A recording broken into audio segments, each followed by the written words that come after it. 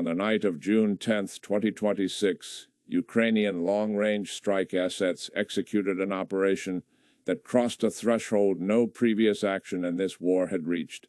Not in geographic depth, not in target category, and not in the breadth of strategic consequences that began cascading through Russian military command within hours of the strike completing. The target was the Ulyanovsk Central Military Logistics Hub, located 940 kilometers from the Ukrainian border in the Ulyanovsk region along the Volga River, the deepest strike target Ukraine had ever hit, surpassing even the Kapustin Yar operation of June 1st by 40 kilometers and penetrating a geographic zone that Russian military planning had never once incorporated into its threat modeling for Ukrainian interdiction activity. The hub was not a weapons development facility. It was not a research complex or a testing range. It was the central node of the Russian military's entire Eastern Strategic Reserve logistics architecture, the facility through which replacement equipment, ammunition stocks, spare parts, fuel reserves, and mobilization materiel for the full Eastern Theater of Operations were staged, processed, and distributed to forward operational commands. It was, in the language of military logistics doctrine, a theater sustainment hub, the single point through which the Russian military's ability to sustain, reconstitute, and reinforce its eastern campaign flowed. And on the night of June 10th, a significant portion of it was on fire. If this is your first time here and you want the analysis that goes beneath the surface of this war, the doctrine, the systems, the real strategic picture, hit like and subscribe right now. Because the Ulyanovsk strike is not simply the deepest Ukrainian operation of the war, it is the one whose fallout will spread furthest and fastest through the Russian military system. Now let's get into it. The confirmation of the Ulyanovsk strike assembled with unusual speed given the depth of the target, because the scale of the secondary explosions produced by the hub's stored ammunition and fuel reserves generated to reservable signatures that no Russian information suppression effort could contain within the required time frame. Commercial satellite thermal imaging captured a burn area covering approximately 340,000 square meters of the hub's central storage and distribution zone, a fire footprint that independent analysts assessing the imagery described as consistent with the catastrophic ignition of bulk fuel storage, combined with the sympathetic detonation of multiple ammunition storage cells. Russian civilian infrastructure in the surrounding region reported power outages and communications disruptions consistent with the electromagnetic effects of large-scale ammunition detonation rather than the contained blast signatures of a targeted precision strike.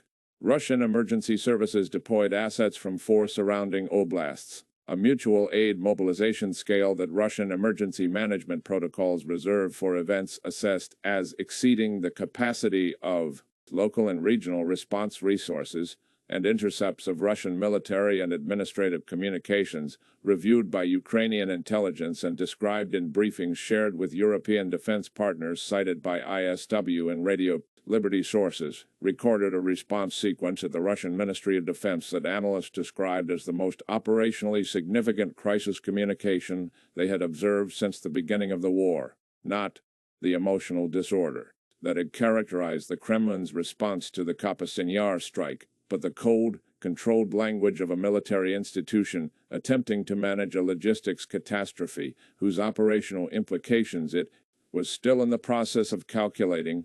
The Kremlin's public silence lasted 22 hours. The operational fallout began spreading within the first 20 minutes, but the scale of the physical destruction at Ulyanovsk was not the real story. The real story was the position of the hub within the Russian military's logistics architecture, what specifically it did, why no other facility in the Russian military system could perform its function on, the timescale that mattered, and what its partial destruction means for every Russian operational command that has been drawing on its output to sustain operations through the spring and summer campaign. To understand why the fallout is spreading fast and why it will continue spreading long after the fires at Ulyanovsk are extinguished, you first need to understand what a theater sustainment hub actually is and why the Russian military built one at Ulyanovsk in the first place. To understand what Ukraine just hit, You first need to understand the specific logistics architecture decision that made Ulyanovsk the most consequential single target in Russia's military supply chain outside the frontline operational zone. When Russia undertook its wartime logistics restructuring in 2022 and 2023, one of the central decisions of that restructuring was the consolidation of Eastern Theater Reserve logistics into a smaller number of larger, more efficiently managed hubs rather than the dispersed network of smaller depots that Soviet-era logistics doctrine had favored. The Soviet dispersal model had been designed for nuclear survivability. The assumption that no single logistics node should hold so much material that its destruction would critically impair theater operations. The post-Soviet Russian military, operating under resource constraints that made maintaining hundreds of dispersed depots unaffordable, and under a threat assessment that did not model a Ukrainian adversary capable of striking deep into Russian territory, had progressively consolidated its logistics infrastructure into fewer, larger, more efficiently managed facilities. Ulyanovsk was the largest product of that consolidation, a hub that, by 2025, was processing and distributing material to support the reconstitution and reinforcement of the full Eastern operational grouping at a throughput rate that smaller dispersed depots could not have matched. It had been built for efficiency. Efficiency requires concentration, and concentration, as every logistics planner who has studied military history understands, creates vulnerability. The vulnerability that the Soviet dispersal model had been designed to prevent was the one that Ukraine exploited. On the night of June 10th, Russia had traded survivability for efficiency. Ukraine had just collected on that trade. The 340,000 square meter burn footprint is the detail that crystallizes everything about why the Ulyanovsk strike's consequences extend far beyond the immediate physical loss. A storage and distribution facility of Ulyanovsk's scale does not hold a single category of material. It holds the full range of supplies required to sustain theater operations, ammunition across multiple calibers and weapon system types, fuel and bulk storage, sufficient for weeks of operational consumption, spare parts and maintenance materials for the full equipment inventory of the Eastern grouping, replacement weapon systems awaiting distribution to units that have suffered equipment attrition, and the specialized technical equipment required for field maintenance and repair operations that cannot be performed without specific tools and components. The 340,000 square meter burn area did not destroy all of this. The hub's total footprint is larger, and Ukrainian strike planners had targeted the central storage and distribution zone specifically because its destruction would maximally disrupt the hub's processing and throughput function, even if peripheral storage areas survived. What the burn area destroyed was the hub's operational core, the facilities through which incoming material was received, processed, and prepared for outbound distribution. A storage facility whose distribution core has been destroyed is not a damaged hub. It is a warehouse that cannot move what it contains. The material in the peripheral storage areas that survived the strike is still there. It simply cannot be efficiently distributed to the operational commands that need it, because the processing and distribution infrastructure through which that distribution occurs no longer exists in functional form. The fallout is not just about what was destroyed, it is about what has been paralyzed. The full arc of how Ukraine developed the capability and the intelligence picture to strike Ulyanovsk begins in February 2026, when Ukrainian strategic targeting staff, working through the priority target list framework that had been developed since late 2023, completed an assessment of Russian military logistics architecture that identified theater sustainment hubs as the highest leverage target category that Ukraine had not yet systematically addressed. Previous Ukrainian deep strike operations had targeted weapons development facilities, command architecture, covert supply networks, and elite force formations, all of which had imposed significant costs on Russian military capacity.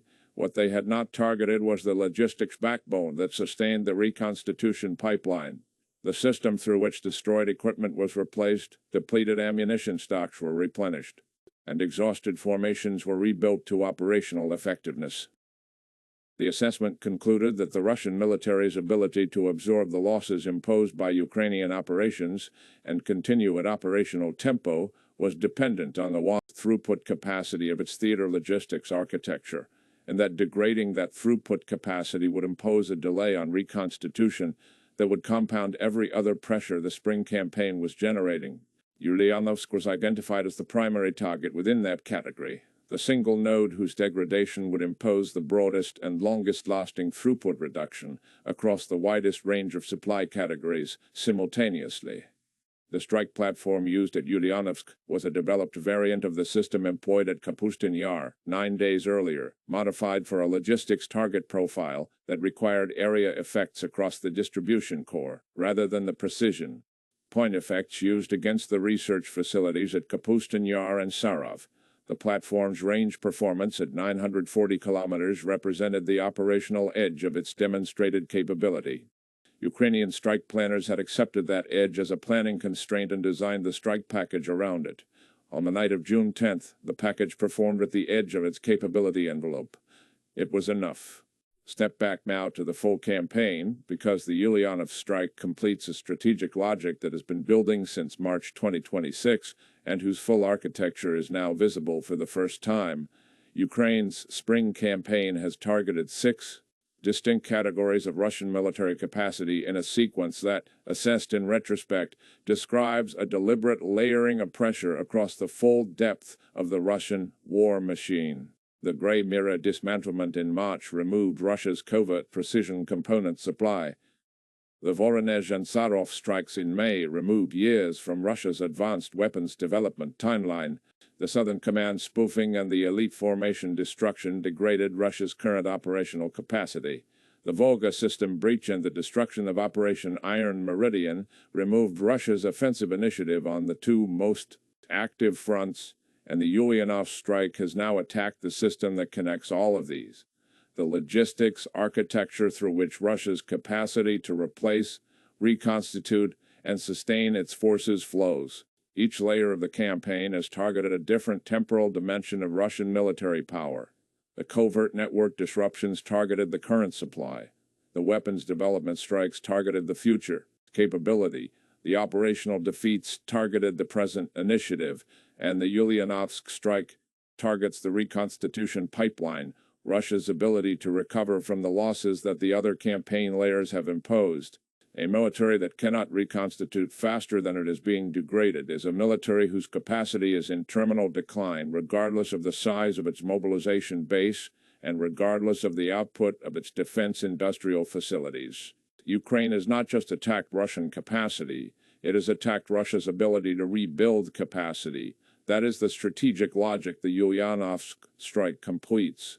Now come to the specific operational fallout that is spreading through Russian command structures in the hours and days following the strike, because the cascade of consequences is already generating decision points for Russian operational command that have no good resolution. The most immediate fallout is in the reconstitution pipeline for the Donetsk axis, the formations that were in various stages of rebuilding following the losses of May and early June, and whose reconstitution timelines were dependent on material flows from Ulyanovsk. According to logistics flow assessments cited by ISW analysts reviewing the spring campaign's supply chain picture, approximately 60% of the replacement equipment and ammunition scheduled for distribution to Eastern Grouping reconstituting formations in June and July was staged for processing at Ulyanovsk. That material is either destroyed, inaccessible in undamaged peripheral storage, or blocked in the inbound distribution queue by the destruction of the processing core. The formations expecting it will not receive it on the timelines their reconstitution plans assumed.